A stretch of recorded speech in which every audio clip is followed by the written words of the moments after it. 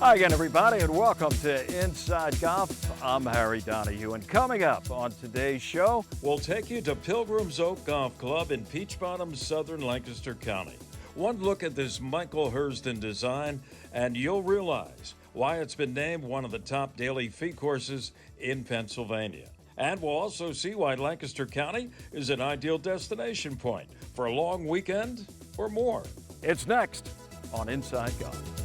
The 24th season of Inside Golf is presented by Destination Montco Golf. 50 courses, over 300,000 yards. Check them out at montcogolf.com. By the First Tee, Greater Philadelphia. Building game changers. The First Tee not only helps young men and women become better golfers, but most important, better people. Get involved. Visit firstteephiladelphia.org. By the Philadelphia Association of Golf Course Superintendents, a community of professionals enhancing the game of golf since 1925. Make sure you thank your golf course superintendent today. By Gap, celebrating amateur golf since 1897. By Jersey Man and Philly Man magazine, a digital publication and private business network. Read the current issue, free, at jerseymanmagazine.com. And by Inside Golf's partner since 1998, the Philadelphia PGA section, the experts in the game and business of golf, and celebrating their centennial year. Take time to thank your local men and women PGA professionals. Golf is the great equalizer. For many, this journey is an escape from reality, a chance to be part of a team, a career opportunity. PGA Reach impacts lives through golf by lifting people up, giving them hope, and sending them down an alternate path that they never saw coming. With PGA Reach Philadelphia, as in life and in golf, the most important shot you take is the next one.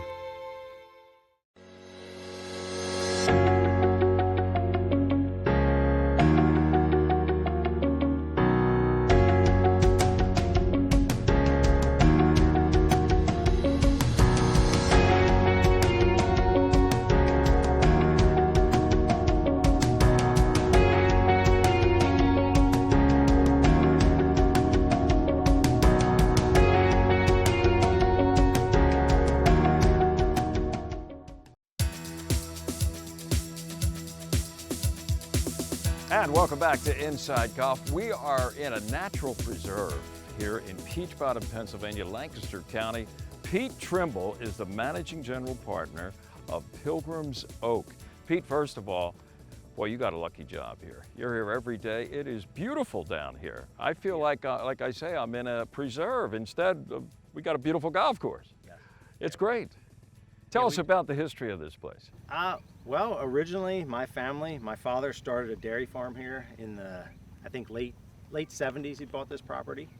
So we farmed for years. There's 3 children in our family. I have an older brother, an older sister, and myself. None of us wanted to do any dairy farming. Okay. So we got to the point where we were deciding, hey, what's the next direction of the farm? And pretty much my dad decided he was going to put the farm on the market. So we did, but then at the same time, I was 18 years old, getting ready to start college. You went to Millersville? Yeah, I went to Millersville University. Okay. Did you play a little golf? I did. I played golf in high school, and I ended up playing at Millersville University as well. Okay. But basically, we had someone approach us from Lancaster County with the idea, hey, this is a beautiful property. Let's turn this into a golf course. So and I didn't know anything about it at the time. So my parents sat down with us one day and said, hey, we've been approached, this is the plan. People want to maybe turn this property into a golf course, but they want us to stay involved as part ownership. Sure. So that kind of ultimately led to where we are today. And you brought in an architect, Michael Hurston. Yes. Actually, who has designed some fantastic golf courses, not only in Pennsylvania, but around the country. Yeah. And he actually put his footprint right here at Pilgrim's Oak. He did, yes. Michael Hurston designed the layout of the property.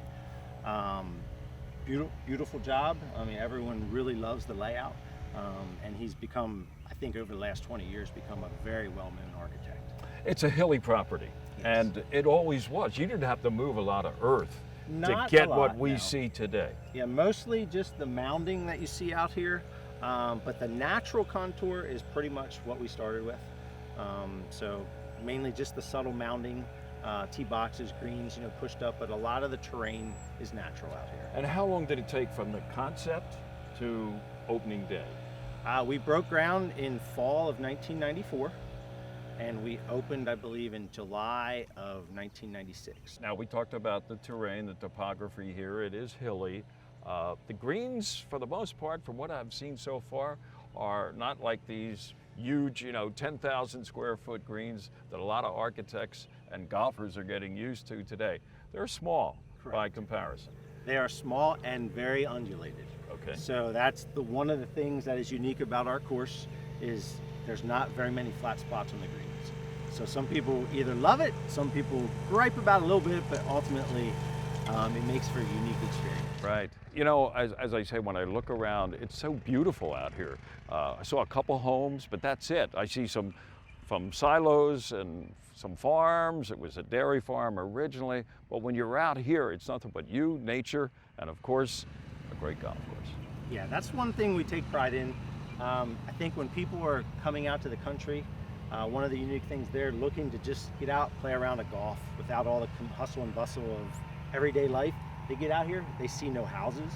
We hear comments about that. People are like, oh, beautiful farmland out here, scenic views, just gorgeous views out here. Gorgeous. And the holes are not lined with houses like you find a lot of golf courses in this day and age. And it may be one of the greenest spots I've seen. I mean, we get to see a lot of golf courses. Well, when I look around here, it looks like you painted it for us. Yeah, we've had some pretty timely rain this year, and our superintendent just does a tremendous job out here keeping the course in great shape, keeping the grass healthy. Something else, you've gotten a little bit of a reward. I know Golf Magazine a few years back listed Pilgrim's Oak as one of the 100 best paid places that folks can play daily fee courses in the Commonwealth of Pennsylvania. That's a little feather in your cap. Huh? Yes, yeah, we're very proud of that. We've hit numerous, especially in the first 10, 15 years that we were open, multiple publications listed us as top golf courses in the state, and especially in the eastern part of the state. So they come out with different lists updated annually, so we do take pride in making those lists. You probably don't get a lot of time to play now. You're too busy not as the managing general partner. But what about maybe a favorite hole or two? Could you kind of list one or two places that if you had a chance to play, you enjoy them the most? Probably hole number 11. It's a shorter par 4, but it kind of, you tee off through a chute of trees into a fairway that slopes left to right, and then the green just is cut up out of the woods, sits up, elevated, and it's just beautiful hole. We actually probably about 15 years ago, that hole was chosen as one of there was like a Tri-Valley golf segment that came out and used that hole in their feature. They picked like 18 golf holes in the Tri-Valley. So you're not the only one that likes it. Yeah, no.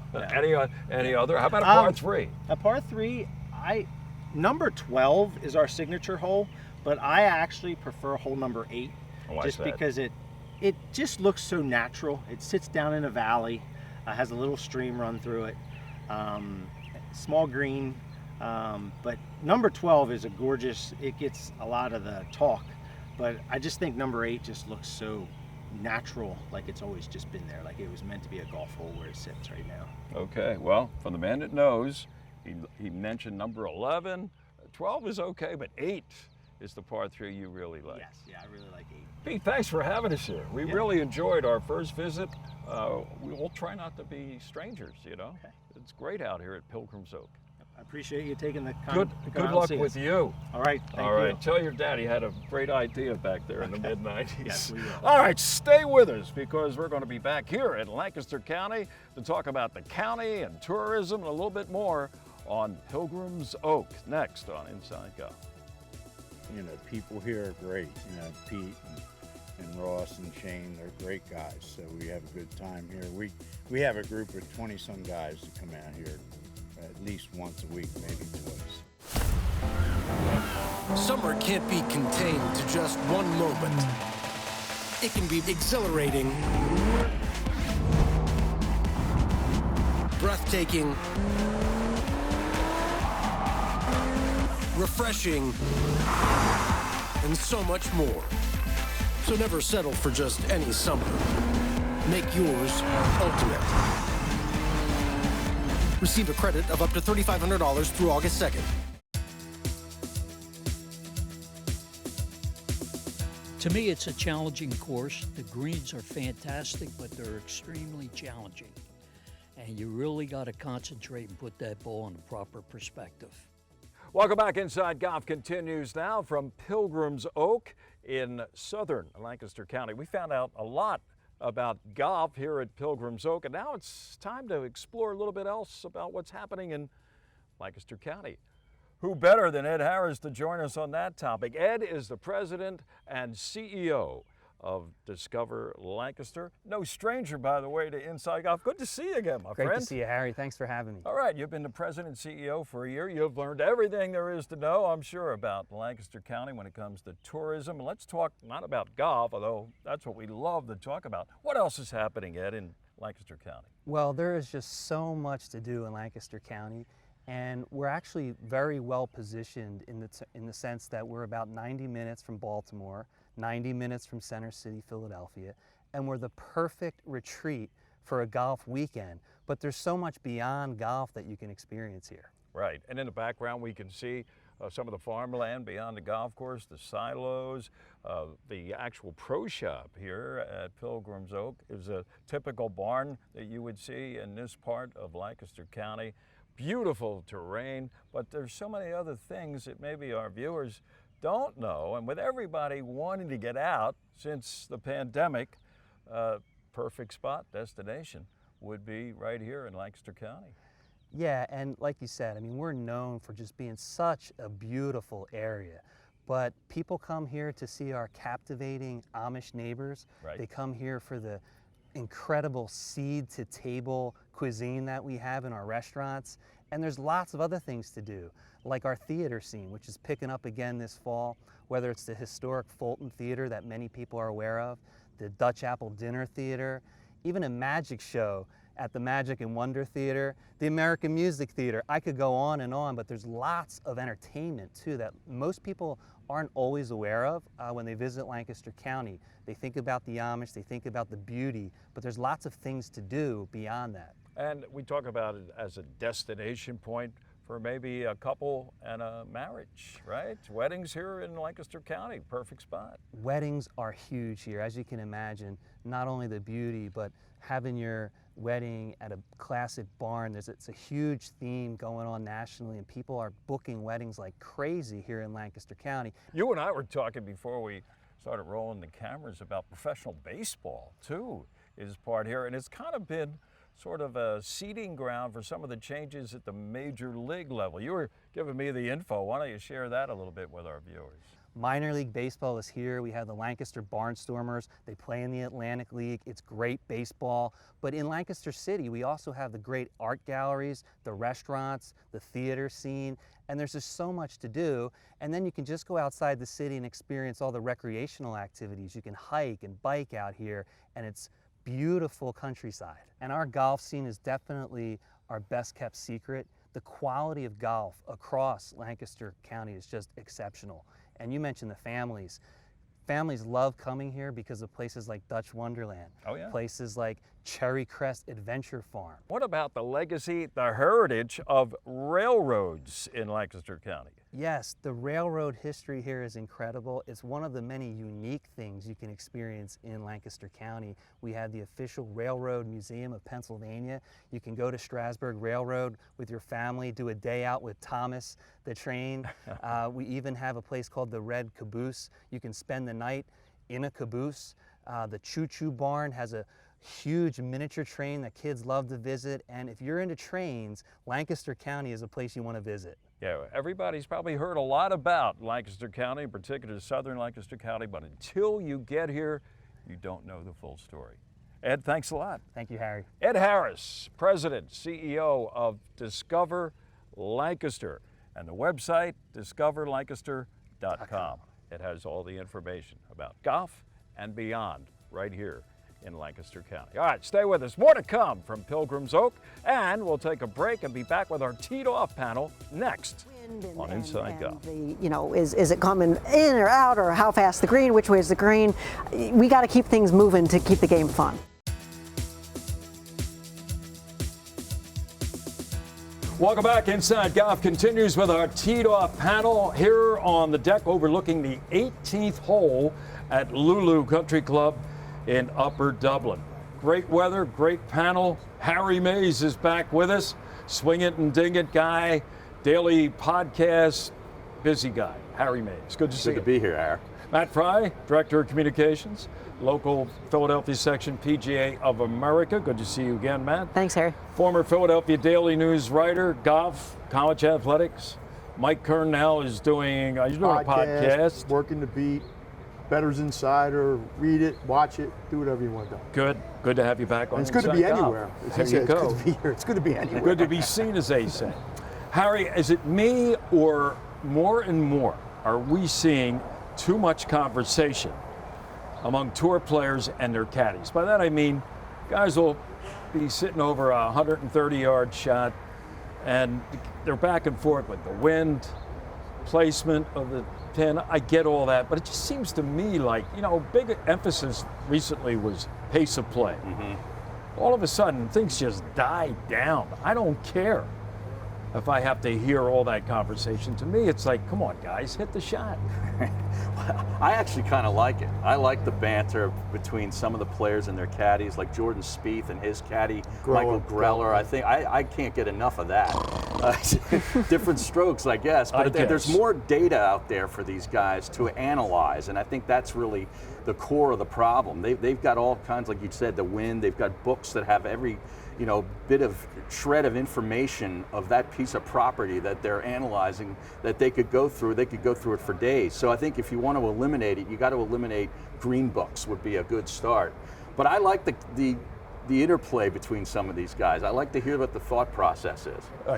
Pretty soon, eventually, I don't know, do you think the PGA Tour is going to allow the rangefinders? But if they do, can you imagine, what is it to that tree over there where that woman is standing in front of the concession? It's like, come on, Matt. What do you say on this argument? I kind of see it both ways. It kind of breaks up the golf telecast where it's something different to hear. However, the thing that I worry about is it bleeding into amateur golf and slowing pace of play at the club level, right? So I don't think it's a problem now, but I would hate for average golfers who have no business taking that much time on one shot, asking their local caddy about the wind and the, is it coming in or out, or how fast the green, which way is the green. We got to keep things moving to keep the game fun. Yeah, I get what was said earlier, Mike, about how it's interesting to hear the give and take between a caddy and a player. But it brings to mind, like people go to a game not to see or hear a referee, they want to see the players. Not to equate a caddy with a referee, but you get my drift look, here. how long does it take a pitcher to throw a pitch sometimes? So an eternity. What are these guys playing for? They're playing for millions of dollars. They're going to take the extra 20 seconds in their world, the difference to me, if you say, Mike, you had about 130, okay, whatever, Harry, I could have 140. It's not going to these guys that's their world, and that's what they're playing for. How many times do you ever see guys get warned about slow play or penalized for slow play? Not enough. Not enough, never. It hardly ever happens. So until the PGA Tour is going to come in and say, hey, guys, we're going to start enforcing these things. But you've seen on Sundays when a guy, like the last group, will be a hole and a half behind the group ahead of them. They never say anything, but every once in a while they'll say, hey, it's just golf. It's like they're not going to change because they're out there, and their argument to you would be, I'm trying to win a golf tournament. And don't tell me how I'm supposed to work with my caddy. Oh, I get it. And don't forget, if they win, the caddy gets a little more in his back pocket. So maybe that little last sentence except is going for to Matt mean, Kuchar. you can't stand to be corrected. You are correct, sir. You are correct, sir. But, pace of play. I think once it dribbles down to the amateurs, and I don't think it ever will. It may be among elite amateurs who have steady caddies, but that's one of the good things playing out of a cart. I can't ask for any advice, nor do I want any advice from a mechanical cart, right? But what do you think about pace of play? Is it infringe on it, but you still want to hear the conversation? Yeah, I do. I just kind of like it. I like to hear what their thought process is and all the things that go into dialing a shot down to a foot. I mean, these guys have their yardages dialed down that tightly to a yard. I mean, it's incredible. I just find it amazing. I can't get enough of it, Har. You just wish they could do it a little quicker. Yeah, that's the problem. Is that you Well, Matt, you're out. You see local pros virtually every week in events, and a lot of them have steady caddies. Whether it's a spouse or just somebody from their club, it's on their bag. Do you see much more of that give and take week after week? Well, people with their steady caddies, they kind of get the flow, and the pros are a little different. The club pros are a little different in that they're usually pretty quick. They're usually pretty quick players because they're ready to go back to work when they play, right? And don't get me wrong, I think caddies are a great part of the game, and I wish they were more prevalent in today's game. I wish they were more available and more people would take them because it's healthier to walk, and it's a different experience. It's so good. Mike brought up about slow play being enforced. How does the local section handle that? Well, we have we warn people, and if it happens if they get 2 or 3 warnings, we will penalize. And how far do they have to be behind for you to step in and say something? Well, I think it's like 4 minutes out of position. I could be wrong about that. I'd have to check the tournament manual. And then you put them on like a 40-second clock or something like that? We don't do a shot clock. We keep an eye hole by hole. I got you. Yeah. Okay. I'm going to close this segment with a quote from Ben Hogan. I don't know if he said it, but in lore, he said it, and it sounds great, and a little bit tied into this topic. He was one time playing, he asked his caddy, how far is it? Caddy said, it's either 152 or 153, and Hogan said, which is it? That's it. End of sentence. I'm sure Hogan went on to hit a great shot. Thanks for joining us for Teed Off. We'll be back with more of Inside Golf in just a moment. With more than 20 events during a 6-month season, the Workhorse Tour combines the competitive spirit of professional golf with the added bonus of flexible scheduling. And golfers only need to tee it up once during that 7-day window, see their name on weekly and season-long leaderboards. Here are the most recent results on tour. To learn more about the Workhorse Tour, visit workhorsetour.com today. They're not just familiar faces. They're your friends and neighbors. It's their small businesses, a beating heart that makes a neighborhood a home. The places with a pick-me-up or a story that inspires, where you can share a taste of comfort with the personal touch that makes our world shine a little brighter. Support small and make a big difference. Make it local. Make it Main Street. Make it Montco.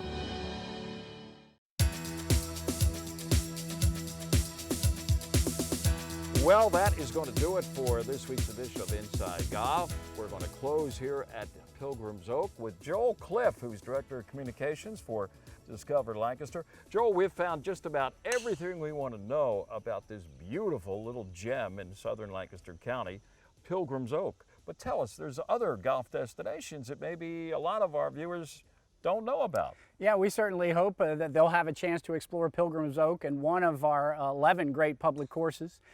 We also have 2 great 9-hole courses as well, and they range throughout the county as well as in terms of difficulty level. You have Fox Chase up in Stevens, which is a great course, Cross Gates at Millersville, which is where Pete would have played. We also have Overlook and Four Seasons, which are municipal courses but beautifully done in both Manheim Township and Hempfield. We also have Hawk Valley, which is one of our 9-hole courses, and Willow Valley, which is a 9-hole course. There's a lot of great golf here. I think that some people know about, others don't, or they don't know the extent of it. We also have great places to, for smaller, beginnings of the game. We have 2 great par 3 courses as well. At both Evergreen Golf Course, and then we also have a lot of great, if you're not into the big links, we have a lot of great mini golf. There you go. We have 11 courses of those that are a lot of fun for the family, or if you want to take a break from being out playing 18, especially Village Greens in Strasburg. Really cool course. They've got 2 there, including the Gold Course, which is 23 holes. Kind of an interesting setup, but it's a beautiful course. Golf comes in all sizes and shapes and numbers in Lancaster County. Yep, all shapes and forms. You were telling me before this interview that there's something special in the ground here that makes not just Pilgrim's Oak, but a lot of the golf facilities and venues around Lancaster County special when it comes to just the way they look. Yeah, the verdant lushness of the greenery really comes from the soil. Lancaster County is the most prolific agricultural county in the United States. Wow. that's non-irrigated, that just relies on natural rainfall. So the golf course benefit from that natural soil as well. And you know, it's a place that that really exudes golf and grows a lot of golf here. Heck, we even have Jim Furyk, the most recent senior Open men's champion, just recently played his high school golf around here. So we know how to grow them, and we hope folks will come out here and enjoy some golf. The vegetation and the golf and the people who play it are pretty special here in Lancaster County. Joel, thanks a lot for all that information. No, you're welcome. In a nutshell, we found out everything there is to know and then some about golf in Lancaster County. Yes, sir. That's going to do it for this week's edition of Inside Golf. Our thanks to everybody here at Pilgrim's Oak and the folks from Discover Lancaster, because we got a lot of information to share with you today here on Inside Golf. I'm Harry Donahue, and remember, no matter how bad it's going for you out there, don't pick up. We'll see you next time on Inside Golf. The 24th season of Inside Golf is presented by Destination Montco Golf. 50 courses, over 300,000 yards. Check them out at montcogolf.com. By the First Tee, Greater Philadelphia. Building game changers. The First Tee not only helps young men and women become better golfers, but most important, better people. Get involved. Visit firstteephiladelphia.org. By the Philadelphia Association of Golf Course Superintendents, a community of professionals enhancing the game of golf since 1925. Make sure you thank your golf course superintendent today. By Gap, celebrating amateur golf since 1897. By Jersey Man and Philly Man Magazine, a digital publication and private business network. Read the current issue free at jerseymanmagazine.com. And by Inside Golf's partner since 1998, the Philadelphia PGA section, the experts in the game and business of golf. And celebrating their centennial year, take time to thank your local men and women PGA professionals.